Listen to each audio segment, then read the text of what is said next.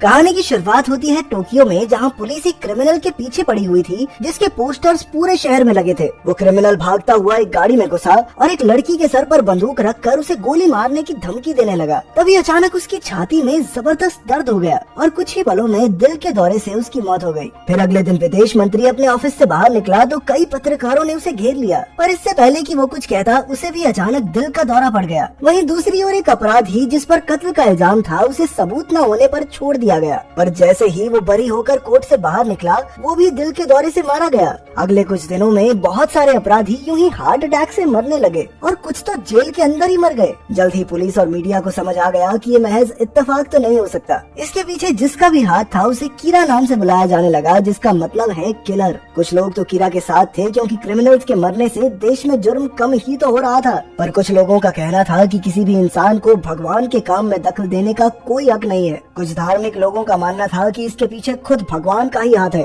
और वो पापियों को सजा देकर धर्म की रक्षा कर रहे हैं। खैर, एक रात खबर आई कि एक आदमी ने बैंक में घुसकर वहां काम करने वाले लोगों को बंदी बना लिया है। जब लाइट नाम के लड़के ने ये खबर देखी तो उसने तुरंत अपनी किताब निकाली और उस पर अपराधी का नाम लिख दिया। इसके कुछ ही पलों बाद टीवी पर खबर आई कि अपराधी की हार्ट अटैक से मौत हो गई। फिर अगले दिन कॉलेज में लाइट और उसकी गर्लफ्रेंड शियोरी कीरा के बारे में बात कर रहे थे। शियोरी का कहना था कि कीरा कानून को अपने हाथ में लेकर बहुत गलत काम कर रहा है, पर लाइट ने कहा कि ऐसे इंसान का हो सकता है कि कानून से विश्वास उठ चुका हो। कुछ हफ्तों पहले ही उसने पुलिस की एक वेबसाइट को हैक करके देखा था कि कई केसेस में अपराधियों को बिना पकड़े ही केसेस को बंद कर दिया गया। फिर एक रात वो एक बार में गया जहां उसने कुछ क्रिमिनल्स को आपस में बातें करते हुए सुना कि उन्हें मासूम लोगों पर जुर्म करने में कितना मजा आता है। जब लाइट उन्हें घूर रहा था तो एक अपराधी ने उसे चाकू दिखाकर कहा कि उनका कोई बाल भी बांका नहीं कर सकता। ये सुनकर शियोरी को भी बुरा लगा, पर लाइट ने उसे पूरी कहानी नहीं सुनाई। असल में जब लाइट बार से बाहर निकला तो उसने गुस्से में अपनी कानून की किताब कचरे में फेंक दी। तभी अचानक उसकी नजर जमीन पर पड़ी हुई एक किताब पर पड़ी जिसका नाम था डेथ नोट। वो किताब को उठाकर घर ले आया और उसने उसका पहला पन्ना पढ़ा।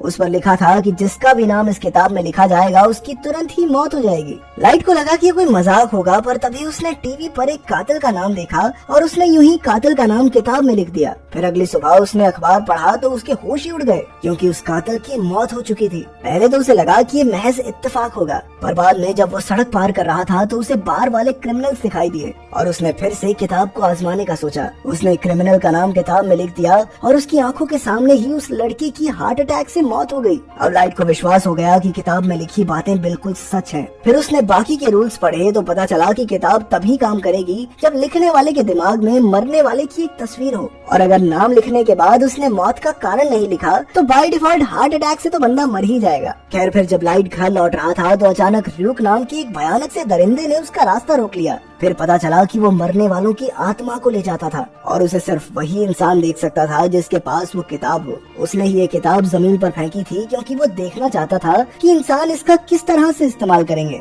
ये सुनकर लाइट ने कहा कि वो डेथ नोट की मदद से दुनिया के सारे क्रिमिनल्स को खत्म कर देगा। इसके 4 महीने बाद पुलिस अब भी कीरा को ढूंढ रही थी, पर उसका कोई नामो निशान नहीं था। इसके बाद हम डिटेक्टिव सोइचिरो को देखते हैं जो असल में लाइट के पिता थे। उन्हें कैसे भी करके कीरा तक पहुंचना था, इसीलिए उन्होंने एल नाम के एक जीनियस आदमी से बात की जो सिर्फ लैपटॉप के जरिए बात करता था। एल ने पूरी दुनिया के खुफिया अपराधों पर रिसर्च करके पता लगाया था कि कीरा जापान में ही रहता है। फिर उसे ढूंढने के लिए एल ने एक प्लान बनाया। उधर लाइट ने टीवी पर एक खबर देखी जो पूरी दुनिया में दिखाई जा रही थी। इसमें डिटेक्टिव ने यह दावा किया कि उन्हें कीरा के खुफिया सबूत मिल गए हैं। स्क्रीन पर डिटेक्टिव का नाम देखकर लाइट ने तुरंत उसका नाम किताब में लिख दिया और वो उसी पल मर गया। तभी अचानक स्क्रीन पर एल का लोगो आया और उसने कहा कि ये सब उसके प्लान का एक हिस्सा था। जिस आदमी की मौत हुई वो कोई डिटेक्टिव नहीं बल्कि एक अपराधी था और ये खबर पूरी दुनिया में नहीं बल्कि सिर्फ जापान में ही दिखाई जा रही थी। इस तरह ये तो साबित हो गया कि कीरा जापान में ही रहता था। अंत में एल ने कीरा को धमकी देकर कहा कि वो उसे फांसी की सजा दिलवा कर ही रहेगा। लाइट उससे बदला तो लेना चाहता था, पर ना तो उसे एल का असली नाम पता था और ना ही उसका चेहरा, और इसीलिए वो कुछ नहीं कर सकता था।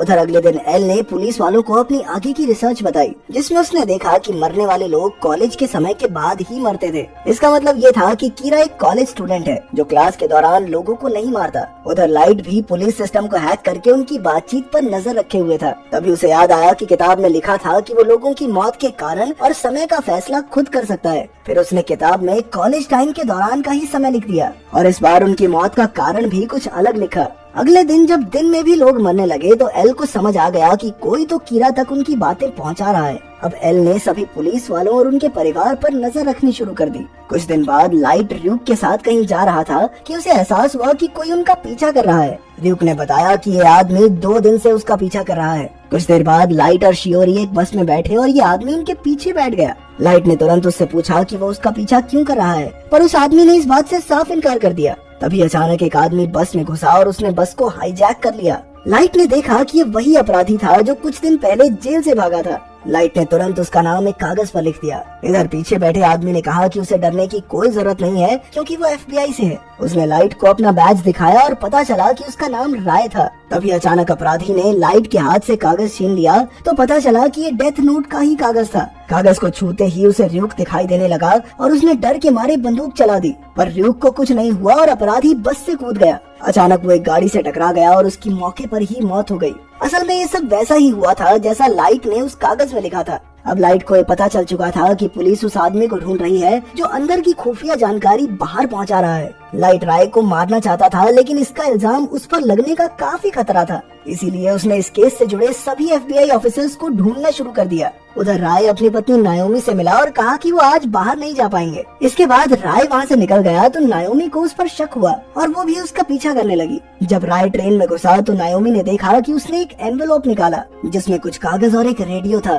तब लाइट ने दूसरे डब्बे से अपनी आवाज बदलकर राय से कीरा बनकर बात की। जब राय ने उसे ये साबित करने को कहा तो लाइट ने राय के साथ बैठे हुए आदमी को मार डाला क्योंकि वो भी एक क्रिमिनल था। फिर लाइट ने राय को धमकी दी कि अगर तुमने मेरी बात नहीं मानी तो मैं ट्रेन में मौजूद हर एक इंसान को मार डालूंगा। आखिरकार राय ने लाइट के कहे मुताबिक अपने लैपटॉप से इस केस के सभी FBI एजेंट्स के नाम निकाले और उनकी तस्वीर देखते हुए उनके नाम कागज पर लिख दिए। उसी पल से सभी FBI एजेंट्स एक एक करके मरने लगे। इधर जैसे ही राय ट्रेन से निकला तो उसे भी दिल का दौरा पड़ गया। तभी नायोमी दौड़कर उसके पास आई, पर बहुत देर हो चुकी थी। अंदर लाइट ने मुस्कुराते हुए वो कागज उठाए और पता चला कि ये डेथ नोट के ही कागज थे। उधर पुलिस स्टेशन में सोइचिरो ने सबको बताया कि कीरा उनके एजेंट्स को मारने लगा है। सबकी जान खतरे में थी, इसीलिए सोइचिरो ने सबको बिना सवाल पूछे नौकरी छोड़कर जाने का मौका दिया। ज्यादातर लोग बाहर चले गए और कुछ ही ऑफिसर सोइचिरो की मदद करने के लिए रुके। अब मामला बहुत गंभीर था, इसीलिए उन्होंने असलियत में एल से मिलने का फैसला किया। जब वो एल से मिले तो एल तो एक जवान सा लड़का निकला। एल ने बताया कि कीरा अपनी मर्जी से लोगों के मरने का समय और कारण तय करता है, पर इसके लिए उसे लोगों का नाम पता होना चाहिए। इसीलिए अब से एल ने सबको कोड नेम्स इस्तेमाल करने को कहा। फिर एल ने ट्रेन स्टेशन का कैमरा देखा तो उसमें राय मरने से पहले किसी की तरफ इशारा कर रहा था। फिर उसने सभी पुलिस वालों के परिवारों पर 1 हफ्ता नजर रखने का फैसला किया। साथ ही हमें पता चला कि नायोमी भी FBI में ही थी और उसने एक समय पर एल के लिए भी काम किया था। वो अपने पति की मौत का बदला चाहती थी, इसीलिए वो खुद छानबीन में जुट गई। जल्द ही उसे बस ड्राइवर से उस दिन बस में हुई घटना के बारे में पता चला। अंत में वो लाइट से मिलने उसके कॉलेज गई, पर लाइट ने कहा कि वो इसके बारे में कुछ नहीं जानता, मगर नायोमी को फिर भी उस पर शक था। जब लाइट घर लौटा तो उसने देखा कि उसने दरवाजे में जो पेंसिल का टुकड़ा लगाया था वो जमीन पर था, यानी कोई तो उसके घर में घुसा है। बाद में उसने र्यूक से कहा कि शायद कोई उसके कमरे से छेड़छाड़ करने गया है। ये बात सच थी क्योंकि एल और पुलिस वाले CCTV कैमरास से उस पर नजर रखे हुए थे। पहले कुछ दिन तो सब ठीक रहा, पर एक दिन एक अपराधी की मौत हो गई और उस वक्त लाइट अपने कमरे में ही था। ये देखकर सोइचिरो ने कहा कि उसका बेटा बिल्कुल बेकसूर है, पर एल ने कहा कि कीरा अपनी मर्जी से मौत का समय तय कर सकता है। कुछ दिन बाद लाइट अपने कमरे में चिप्स खा रहा था कि तभी टीवी पर खबर आई कि एक और अपराधी दिल के दौरे से मारा गया। आखिरकार ये साबित हो गया कि लाइट ने कुछ नहीं किया और मजबूरन एल को उसके कमरे से कैमरास हटवाने पड़े। बाद में लाइट ने र्यूक को बताया कि उसने चिप्स के पैकेट में कागज छुपाकर इस काम को अंजाम दिया। उधर नायोमी ने एल को फोन करके कहा कि उसके पास कीरा के खिलाफ सबूत है। इधर लाइट शाओरी से मिलने एक आर्ट गैलरी में पहुंचा, पर शाओरी तो नायोमी के कब्जे में थी। नायोमी ने लाइट से कहा कि उसे कबूल करना होगा कि वही कीरा है, पर लाइट इस बात से इनकार करता रहा। तब नायोमी ने उसे अपना असली नाम बताया ताकि लाइट उसे मारने की कोशिश करे और ये साबित हो जाए कि असल में वही कीरा है। तभी लाइट ने अपना पेन निकाला और एल ये सब कैमरा से देख रहा था। जल्द ही पुलिस आ गई और शाओरी लाइट की तरफ भागी। इस चक्कर में नायोमी ने लाइट की जगह शाओरी पर गोली चला दी